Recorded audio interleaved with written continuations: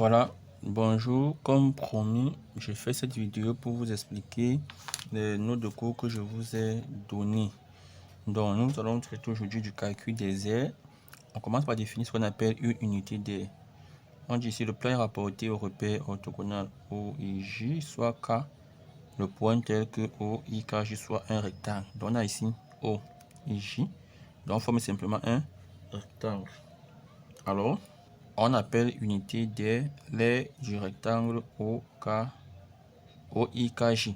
Donc l'unité d'aire c'est simplement l'aire du rectangle formé par OI et OJ. On forme le rectangle et c'est cette aire ici. Ça veut dire que si ici OI c'est 2 cm, OJ peut-être c'est 3 cm, bon, 1 cm, 1 cm. L'unité d'aire sera l'aire de ce rectangle, à savoir l'aire du rectangle c'est longueur fois largeur. Ça va donc faire 2 fois 1 qui est égal à 2. Si on a un cas de figure où si OI c'est 1, OJ c'est 1, l'unité d'aire sera égale à 1. Donc généralement on travaille avec l'unité d'aire de 1 si on a un repère orthonormé. J'espère que je me fais bien comprendre. Voilà, ensuite propriété 1, soit f la fonction continue et positive, soit une conforme. Propriété 1, soit f une fonction continue. Voilà, bonjour les amis. Comme promis, j'ai fait cette petite vidéo pour expliquer les notes de cours que vous avez reçues. Donc, on était sur le calcul des aires. On commence par définir ce qu'on entend par unité d'aire. Donc, le plan est rapporté au repère orthogonal O et J, soit car le point tel que O, I, K, J soit un rectangle. On appelle unité d'aire l'aire du rectangle O, I, K, J. Donc, on a mon repère. L'unité d'aire, c'est simplement l'aire du rectangle formé par OI et OJ. Donc ici, si on a 2 cm, 1 cm ici, étant donné que l'aire c'est longueur fois largeur pour un rectangle, l'unité d'aire sera 2 fois 1. Si le repère orthonormé, c'est-à-dire ici OI égale à 1, OJ égale à 1, l'unité d'aire sera égale à l'aire du rectangle qui ici serait un carré, qui serait égal à 1 fois 1, qui serait égal à 1. Donc c'est ça l'unité d'aire. Ok, première propriété, on dit soit f une fonction continue et positive sur un intervalle a, b et c, sa courbe représentative dans un repère orthogonal. Soit dit le domaine délimité par c, c'est-à-dire la courbe, l'axe des abscisses et les droites d'équation x égale à a et x égale à b. Alors, l'aire du domaine, c'est l'intégrale de a à b de f dx fois l'unité d'aire. Donc, qu'est-ce qu'on dit ici? Je reprends le domaine D délimité par C. Donc, voici la figure ici. C, c'est la courbe qui est ici en vert. L'axe des abscisses. Donc, voici l'axe des abscisses. Voici la courbe. On dit ensuite les droites d'équation x égale à a et x égale à b. Voici x égale à a ici. Voici x égale à b. Vous voyez donc que la partie assurée correspond à notre domaine D, délimité par la courbe que voici, l'arc des abscisses que voici, les droites d'équation x égale à a et x égale à b. Donc ce domaine-ci, c'est ça D. On est d'accord? L'aire de D, c'est quoi? C'est l'intégrale de a à b de f de x dx multiplié par une unité d'aire. Donc on va prendre cet exemple ici. On prend f de x égale à x au carré. Voici la courbe de la fonction x au carré ici. On reconnaît tous. Et on va calculer A, qui est l'aire du domaine assuré, qui est délimité par quoi? Le domaine assuré en rose, il est délimité par cette partie-ci, qui est quoi? Qui est la courbe. L'axe des abscisses, les droites d'équation x égale à 1 et x égale à 2. Dans le domaine, je reprends, est délimité par quoi? Le domaine qui est assuré en rose est délimité par la courbe, l'axe des abscisses, la droite d'équation x égale à 1 et la droite d'équation x égale à 2. Voilà le domaine. Donc l'aire, c'est dans l'intégrale de 1 à 2, de 1 à 2, de f dx, dx, comme on l'a dit ici, l'intégrale de a à b, de f dx, dx. On est d'accord? Donc ici, f dx c'est x au carré. On connaît sa primitive qui est x puissance 3 sur 3. On calcule donc comme on le sait déjà. On remplace par 2, on remplace par 1. On a la valeur de notre intégrale qui représente encore l'aire de ce domaine. NB, on dit si f est négatif, alors l'aire du domaine sera plutôt moins intégrale de a à b de f dx. Donc cette fonction est négative, on est d'accord, l'aire sera plutôt moins. Pourquoi? Parce que si on fait la symétrie de la courbe par rapport à l'axe des abscisses, on aura une courbe comme ceci en haut. Et avec les droits d'équation x égale à a, x égale à b, on aura exactement la même aire. On est d'accord. Voici CF. Voici la courbe de moins f. C moins f. Donc en considérant moins f, on aura exactement la même aire. Or, cette aire ici, c'est encore égal à quoi? C'est l'intégrale de a à b de cette fonction-ci, qui est moins f de x. On est d'accord. Donc si j'appelle ça a, j'appelle ça b. A et b ont les mêmes aires. Or, b, étant donné que moins f sera positif, on est d'accord. Donc b sera quoi?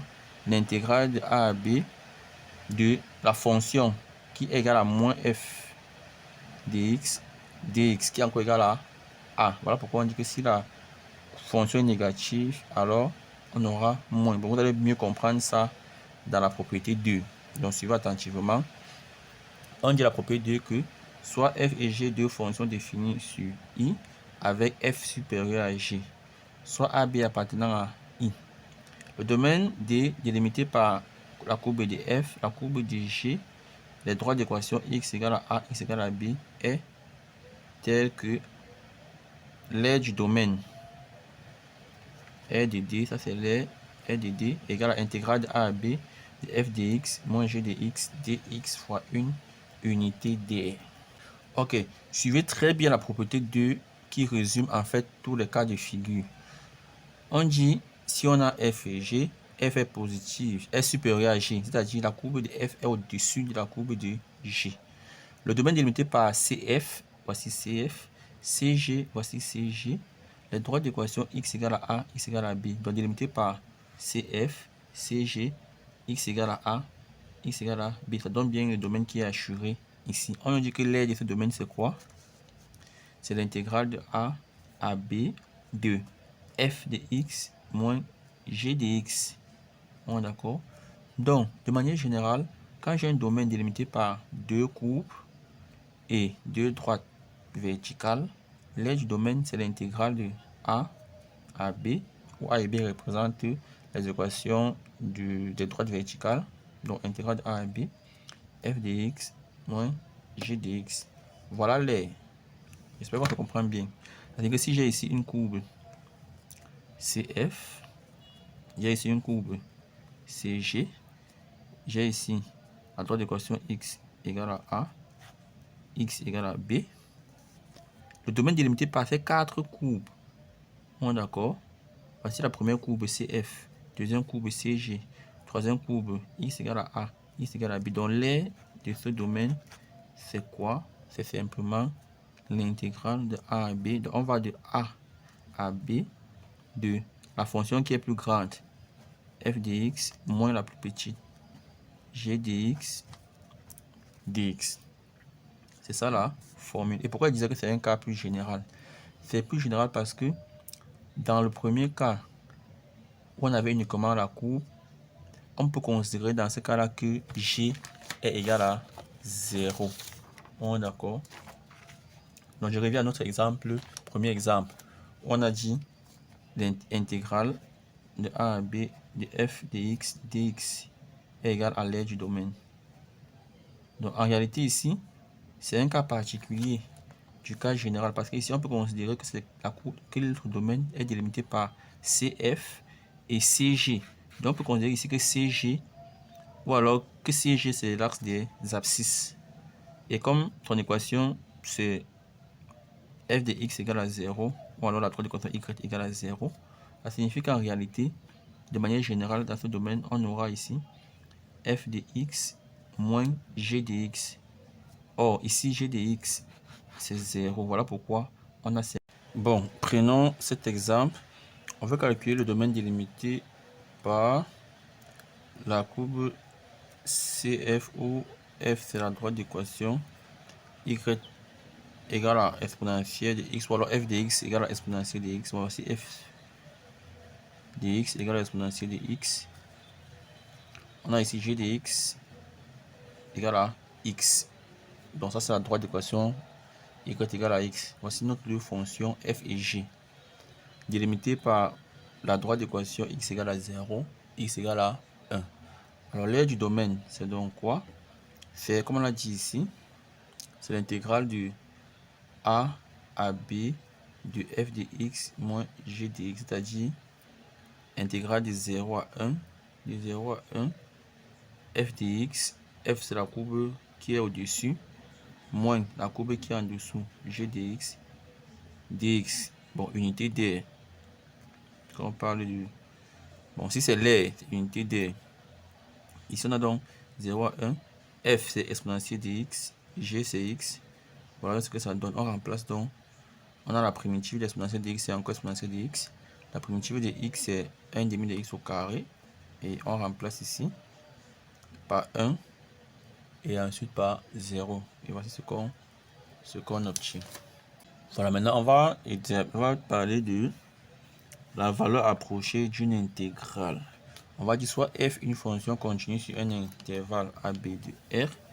Une valeur approchée de i de l'intégrale a à b de f de x dx, c'est quoi? C'est i n égale à b moins a sur n f de x0, b moins a sur n f de x1, point plus b moins a sur n f de xn moins 1. Où on a quoi? Où on a a égale à x0, b égale à xn. Donc a, c'est la première valeur de l'intervalle qu'on a encore appelé x0. B, c'est la dernière valeur qu'on appelle encore xn. Et x0 est inférieur à x1, inférieur à x2, inférieur jusqu'à xn. C'est une division de l'intervalle AB en n parties égales. Donc, ça veut diviser, par exemple, disons en 5 parties. On aura donc ceci. On aura ceci. On a x0, x1, x2, x3, x4 et ici on aura x5. Donc, c'est ce que ça signifie ici. Donc, x0 c'est A et xn c'est B jusqu'à x5. Et on aura donc l'intégrale qui sera b moins a sur n. B c'est la dernière valeur, a c'est la première valeur. B moins a c'est encore la longueur de ce segment. On est d'accord? B moins a c'est la longueur de ce segment. Et en divisant par n, puisqu'il y a n parties, ça signifie donc que c'est la longueur d'une partie. Donc b moins a sur n est autre que la longueur d'un de ces segments. Puisqu'ils sont égaux, chaque longueur a pour longueur b moins a sur n, b moins a sur n, b moins a sur n, b moins a sur n. Ok, donc, essayons d'illustrer ça correctement. Donc, je reprends, on dit l'intégrale de a à b de f de dx. Voici la courbe de f ici, de a à b, c'est-à-dire c'est l'aire de toute la partie sous cette courbe-ci entre a et b. Une valeur approchée, c'est in. In, c'est quoi? C'est l'aire de la partie hachurée en vert. Bon, d'accord. Et vous voyez qu'à chaque fois, il y a une partie, il y a les vides ici, qui ne sont pas contenus dans in. Donc, je reprends i, c'est tout ce qui est en dessous de la courbe en noir. Or, in, c'est tout ce qui est hachuré en vert. Il y a donc une différence à chaque fois entre in et i. Par exemple, ici, vous voyez, il y a le vide blanc ici, qui ne figure pas dans in. Parce que in s'arrête ici, sur ce segment. Il s'arrête ici, il s'arrête ici, il s'arrête ici. Donc la différence entre in et i, ce sont les parties blanches ici. C'est ça qui fait la différence. Mais on voit que, en fait, il n'y a pas une très grande différence. C'est une valeur approchée. Donc, pour calculer la valeur approchée in, je reprends encore. Qu'est-ce qu'on a dit? On va faire b. Bon, ici, x4, on va appeler b. B moins a, c'est la longueur totale. Maintenant, en divisant par n, si on fait une division en n parties, on aura dans la longueur d'un petit segment. Bon, d'accord. Et on va multiplier à chaque fois par f de x0. Et ça va donner quoi? Ça va donner l'aire du premier rectangle que nous avons ici. Pourquoi? Parce que On a ici x0. F de x0, le voici. Puisque ça, voici la courbe de f. Donc f de x0, le voici. C'est-à-dire c'est la longueur ici. Ou alors c'est la hauteur du rectangle. Et b moins a sur 2, c'est ce côté-ci. Dans le produit, on a l'air de ce rectangle. On est d'accord. Donc le premier terme ici, c'est l'air du premier rectangle. Donc pour le deuxième rectangle, l'air c'est quoi? Fait longueur fois large. La longueur c'est quoi? C'est f de x1. Que voici, puisque voici c'est f ici. F de x1 fois. On a dit que la longueur ici c'est b moins a sur n. Donc f de x1 fois b moins a sur n, c'est l'aire du second rectangle. Ainsi de suite. Et l'aire du dernier rectangle c'est quoi? Voici sa longueur ici. Qui est quoi? F de xn moins 1. Donc f de l'avant-dernier élément. Que voici. Fois la largeur qui est toujours b moins a sur n. Donc quand on somme tout ça, on a l'aire de tous les rectangles en vert qui constituent une valeur approchée de toute l'aire qui est sous la courbe en noir. Donc on va prendre un exemple. On va prendre l'intégrale de 0 à 1 de exponentielle de x carré dx. On veut trouver une valeur approchée. Donc ce calcul n'est pas aisé. Voici f de x. Voici a. A c'est 0, b c'est 1. On va utiliser n égale à 10. On va diviser en 10 parties. Donc pas de 0, 0, 1, 0, 2, 0, 9 jusqu'à 1. On a fait la subdivision. D'accord. Alors, la valeur approchée, notre formule est là. On a dit b moins a sur n. Donc on va faire on prend la longueur du segment divisé par le nombre de subdivision qui ici est 10. Donc on va faire 1 moins 0. B moins A. Ça fait 1 sur 10. F de x0. F de x1 ainsi de suite. D'accord. Voilà. Donc voilà ce que ça nous donne. X0. On a vu ici. X0 c'est 0. X1 c'est 0,1, 0,2 ainsi de suite. Voilà pourquoi on aura ceci. 0, x0, 0, 0, 1 jusqu'à 0,9. Ça c'est xn moins 1. Donc on s'arrête. Retenez bien ceci. On s'arrête à l'avant-dernier élément. Voici la formule ici. Donc on s'arrête à l'avant-dernier élément. On n'arrive pas à B. Pour la simple raison que sur notre rectangle, l'aire du dernier rectangle ici, sa longueur c'est l'avant-dernier terme. On est d'accord qu'on s'arrête à ce niveau. Donc, vous allez calculer f de 0 exponentielle de 0, f de 0,1 exponentielle 0,1 au carré, ainsi de suite. Donc, avec l'application numérique, vous pouvez trouver une valeur approchée. Donc, je vous demande de trouver la valeur approchée. Donc, voilà les amis, on va d'abord s'arrêter à ce niveau. Je sais que ce n'est pas évident. Je vous invite à lire, à réécouter. Vous ne faites pas de vos préoccupations, de vos questions, et je pourrais faire quelques petites vidéos, quelques petites capsules vidéo pour revenir sur certains points qui ne seraient pas bien clairs dans cette vidéo. Donc beaucoup de courage et à très bientôt.